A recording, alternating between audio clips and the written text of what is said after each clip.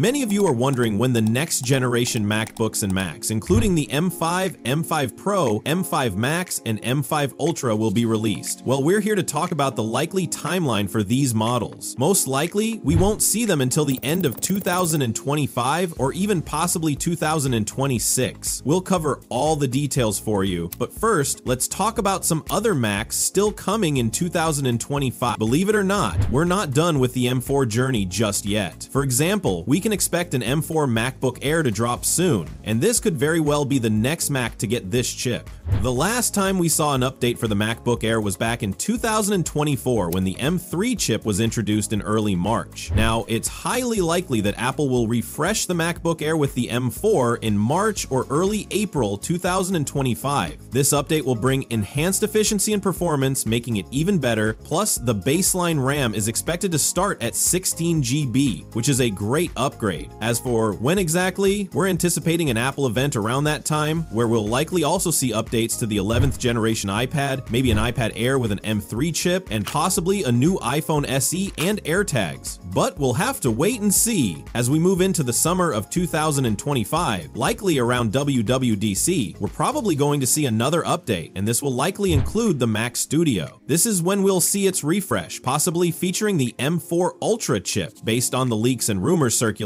Later in 2025, we've also heard that the Mac Pro will receive an update, likely with the M4 Ultra as well. So there's a lot to be excited about. Now, the reason for sharing this M4 timeline is that Apple typically avoids overlapping its chip launches. In other words, they're likely to release the M4 Ultra and similar chips before moving on to the M5 series for entry-level models. So if you're hoping to see new MacBook Pros with M5 chips, or updates to the iMac or Mac Mini before summer 2025, it's highly unlikely. The earliest we could see them is probably towards the end of 2025. As Ming-Chi Kuo points out, Apple seems to be gearing up to ramp up the development of the M5 chip towards the end of 2025. This is something new, and many of you might be expecting it to follow the same pattern as previous releases, like the M4 and M3, which came out around October. Considering the Mac Pro is expected to launch around the same time as the iPhones, or just after, we did see the M5 chip coming out so soon after that. Additionally, keep in mind that the first device to feature the M4 chip was the iPad Pro. It's likely that the iPad Pro will also be the first to get the M5 upgrade. If the M5 chip is indeed introduced at the end of 2025, it makes sense that the iPad Pro would be the first to get it, especially considering the release timing of the Mac Studio and Mac Pro with their M4 Ultra and M4 Max chips. This all fits together logically. As Mark Gurman suggests, the iPad is expected to be released by the end of 2025 or possibly early 2026. Maybe the M5, M5 Pro, and M5 Max chips might not arrive until around this time in 2026, marking the start of a new chapter. The situation could play out in one of two ways. We saw a similar scenario before, with Ming-Chi Kuo stating at the end of 2024 that new MacBooks would arrive before the end of 2025. However, Mark Gurman now believes that the iPads will come first, with MacBooks being pushed to 2026. This creates some uncertainty, and we could either see new MacBooks released similarly to how the M3 and M4 chips were rolled out, or we might have to wait a bit longer into 2026 for them to arrive. Let's break this down based on the scenarios we've been given. We are going to follow Mark Gurman's perspective here, as it seems more realistic. If we're looking at the Mac Studio being announced at WWDC and then the Mac Pro later in the autumn, depending on where you are in the world, we can see the iPad with the M5 chip coming out shortly after that, later in the year. However, we didn't think new MacBooks would be released at the same time.